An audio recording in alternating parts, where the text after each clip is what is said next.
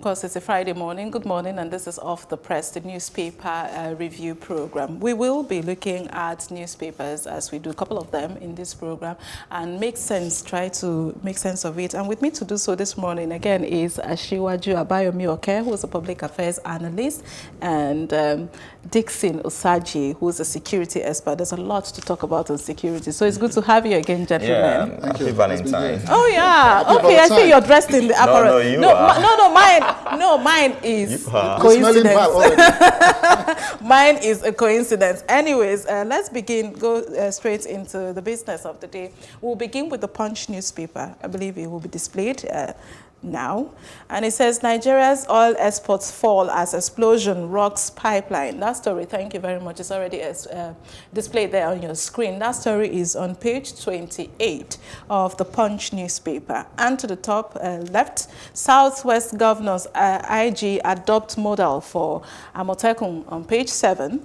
And 4 directors arraigned for fraudulent matters. That's on 2.5 billion pounds, I believe, refinery projects on page 9. Opposition hired miscreants to boo Buhari in Borno. That's according to the presidency. We'll come to that matter, really. And that's on page 18 of the Punch newspaper. The big story for the Punch newspaper, but before we get there, 1999-2003 elections results missing, says INEC. Find out why they chose to go back in time to dig out this information. It's on page 8, actually. Senate summons AGF, CBN governor, others over 596 billion naira ecological fund. The story is on page 28. Now let's look at the big story.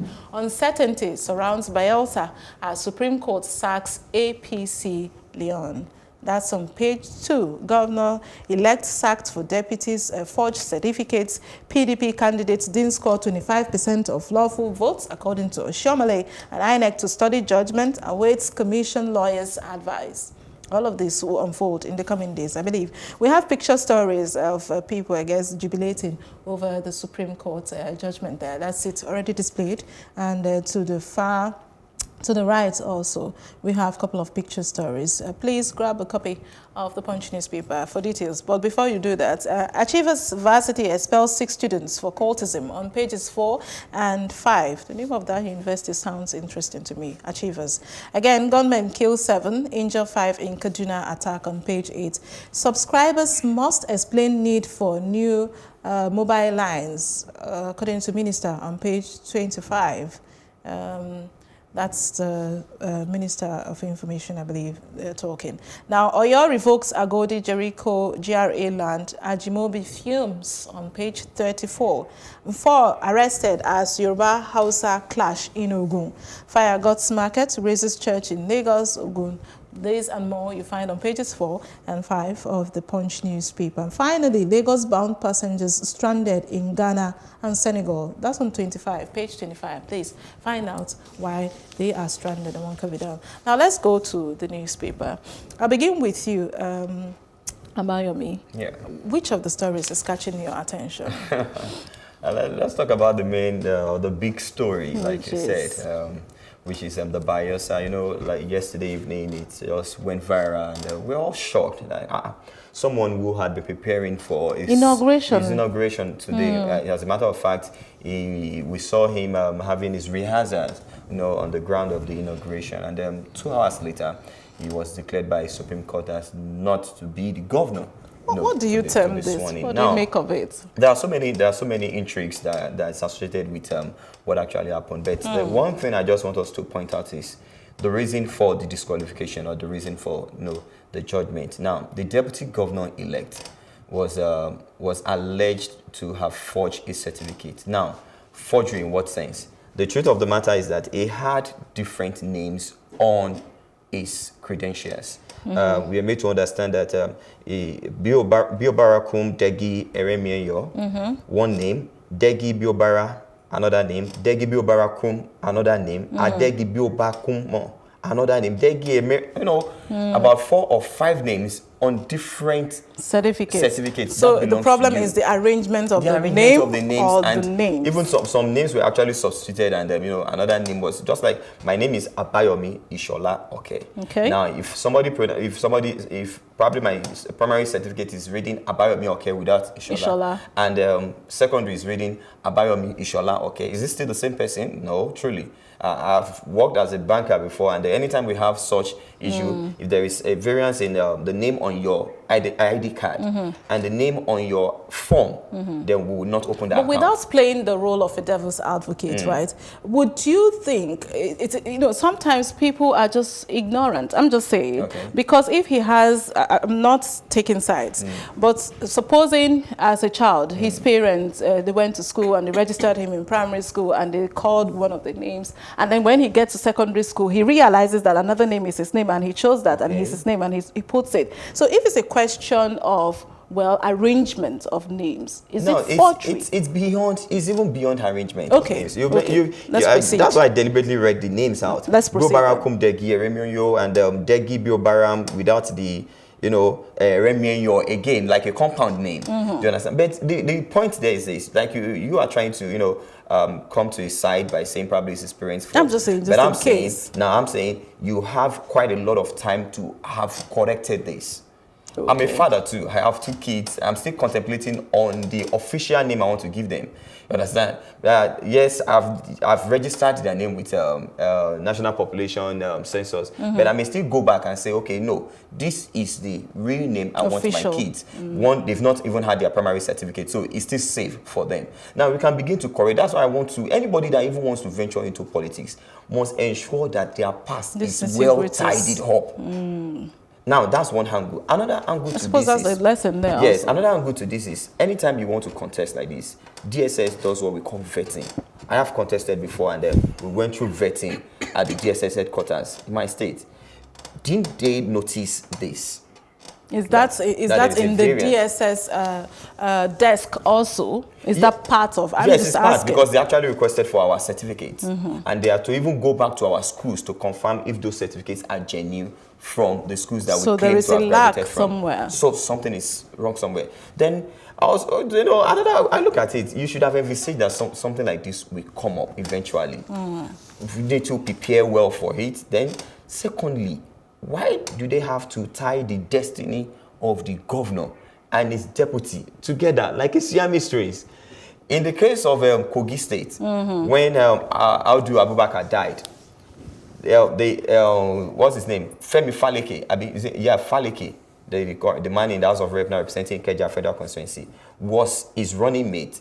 They said he cannot take over. He cannot assume the governorship ticket at that particular time, and that was what brought GYB into the whole. Yakubu Bello into the whole scene. Now, in his own case, now, if it were just to be the deputy that had issue, why not just exempt or remove the deputy and then replace the deputy and let the governor be sworn in? Let me ask Osajie what he thinks. Yes.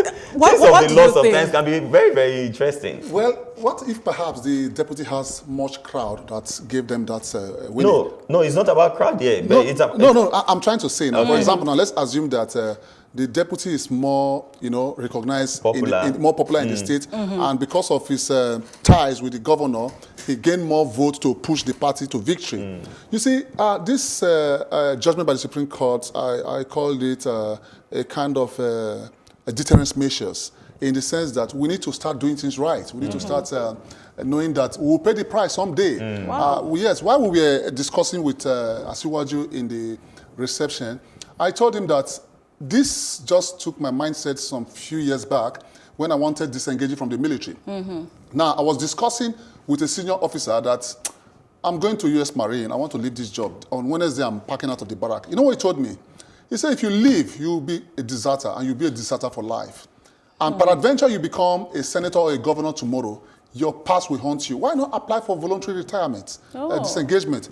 I hearkened to his advice, and what I did is that I applied for voluntary. The chief of army staff then was General Martin Luther Aguai. He approved my voluntary retirement, and I became a voluntary discharge soldier, voluntarily. Now, perhaps I had left that period of time without following the process, I don't think I'll be on air today. Somebody will call your MD and say, hey, that guy talking is a runaway soldier.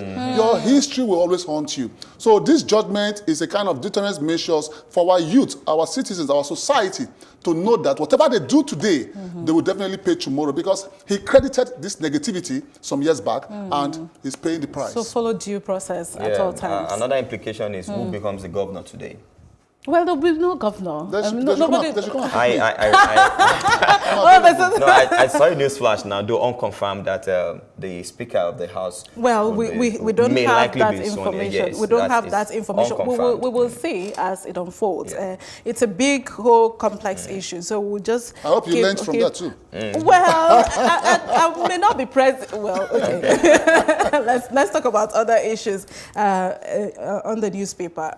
Away from the drama that is still unfolding, we will say it's still unfolding because we know by 24 hours we'll still see more sides to that story that broke yesterday. Which other story is getting your attention? Southwest governors and Amotekun. Amotekun is still there. And opposition hired miscreants to boo Buhari in Borno. Let's talk about that as a security expert. Borno, I don't know, I think it's an APC state. And, whenever an incident happens, we should try not to paint it. And it contributes to insecurity. That is the problem we're having in this country. We like talking too much, most especially our political leaders. Because I've told the National Assembly that the problem we're having today were planted by them. In the 2019 election, we were here. We saw what went wrong. We saw how they mismanaged our youth. We saw how they pushed our youth to violence. We saw how our youth plied the highway to go and orchestrate crime, burning a woman alive in Kogi State, killing people, while we have soldiers and police on the checkpoints, which is to say that security has been compromised. We saw where our youth were snatching ballot boxes. If you're not a contestant, for example, you don't have right to go and snatch boxes. That means you are being instigated. Now, looking at those instigation factors that were orchestrated or motivated by our political leaders, they are paying the price now because they credited those negativity in the past and they are paying the debts. You understand what I'm saying? So we must learn to understand that whatever we plant today in our youth is going to unfold later on. But I disagree that it's collective. Just like somebody just come and say, 3 of you, go and protest against something like that, and you have a mass crowd. At least definitely there should be let me say opposition that will counter that booing. But I felt the people of Maiduguri have suffered a lot from insecurity. They feel the pain, they feel the lack of military strategies, and they just decided to let the president knows that we're not happy. Booing doesn't mean that the president is stupid. Booing simply implies that we're not happy with what's happening here. So go and adopt a new strategy, and that is why I've called on the military to revamp their operational methodology. So that's a statement that they have made, you're saying. All right, we'll go to the Nation newspaper in the interest of time, and it would be displayed. Ajimobi sues Makinde over land revocation. Ex-governor seeks damages on page 40, already displayed there on your screen of the Nation newspaper. Lassa fever death toll hits 70,472 cases in 26 states. That's a scary number there on page 41. Please grab a copy to know what that's about. And rain of tributes for high life musician Olaiya, who passed on, I think, 2 days now. God rest him. Buhari and others mourn him. That story is on page 41. We ask God to receive his soul. And still on the Nation newspaper, all firm directors remanded for some amount of money there on page 42. Please grab a copy. And IG Southwest Governors Unite on Operation Amotekun. We've talked about that. It's on the front page there, but it's continued on page 43 of the Nation newspaper. Leon out, Diri hopeful as INEC reviews judgment. Now, Supreme Court nullifies Bayelsa Governor-elect victory. This story is still unfolding. So in the coming days, like I said, before 24 hours, we should be able to see other sides of the story. Unemployed figures hit 23 million. That's on page 11. Find out where the data is from and how so. More Cameroonians flee into Nigeria over violence. That's on page 46. I will come to you, Mr. Osajie, because it's your area in terms of security. What are your thoughts?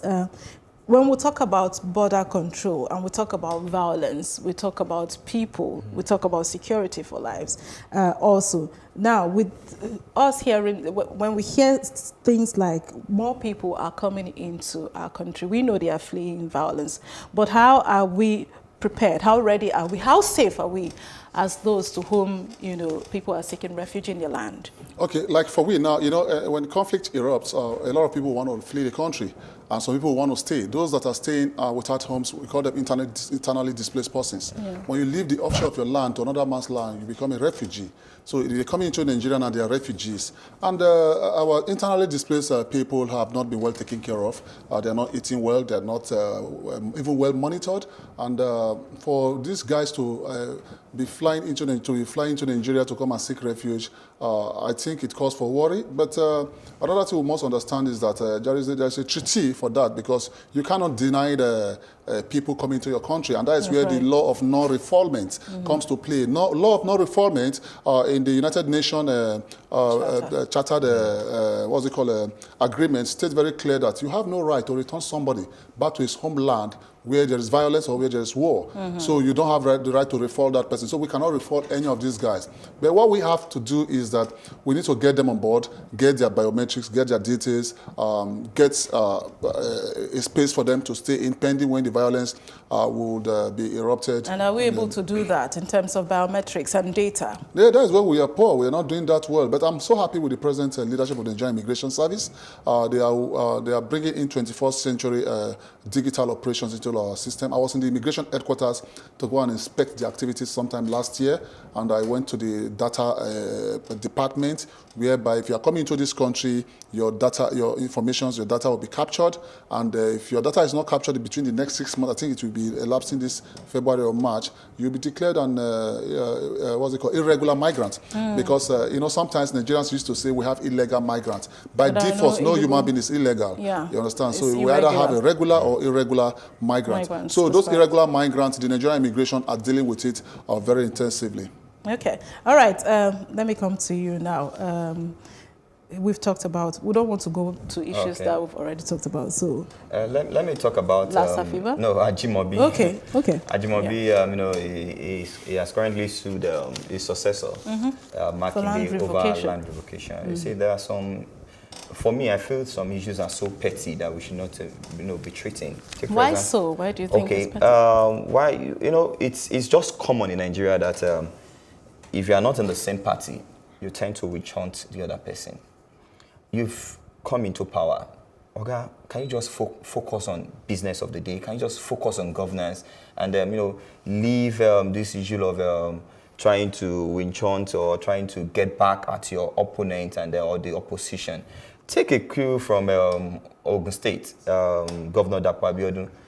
This guy absorbed 1,000 employed youth by the last government, which was actually at the twilight of their own, of their tenure. But this guy absorbed them. Even about 19 permanent secretaries, he also still absorbed them. So he's not after. He has oftentimes said it that he's not after witch-hunting any past government or trying to look into their past and all that. All he wants to do is give Ogun people a better life. And I think all other governors should also follow suit. Forget about the past and let's move on. Why would you revoke a land that this guy has due and genuine papers for, just because you are not on the same page? All right, I want to give you a chance to speak for 2 seconds. Yes, on the paper review, the unemployment is a worrisome situation. And that is why, the insurgents, what they do in their political strategies, they carry out a system of persuasion, subversion, and coercion. They persuade our citizens. Part of what they use in persuading our citizens is to balance their own political strategy with the state strategy. Now they tell our youth, hey, government cannot provide you a job. We have a good job for you, pay you well. So the vulnerability of our state is that they are taking the spate of unemployment as a joke. Because if you don't give the citizens a job, which is classified as a psychological murder, the enemy's offer is a welcome development. No matter how little or unreasonable it may sound. That's even what the political elites usually do. They deliberately impoverish the youth, so that anytime they offer them stipends, they will jump at it. And that's why somebody will how can a young man of 28 years decide to carry gun and want to go and kill somebody just because of a candidate? And and that candidate has his own children as well. Why not well say abroad. doing well abroad? Why not say, sir, use your first son for this assignment?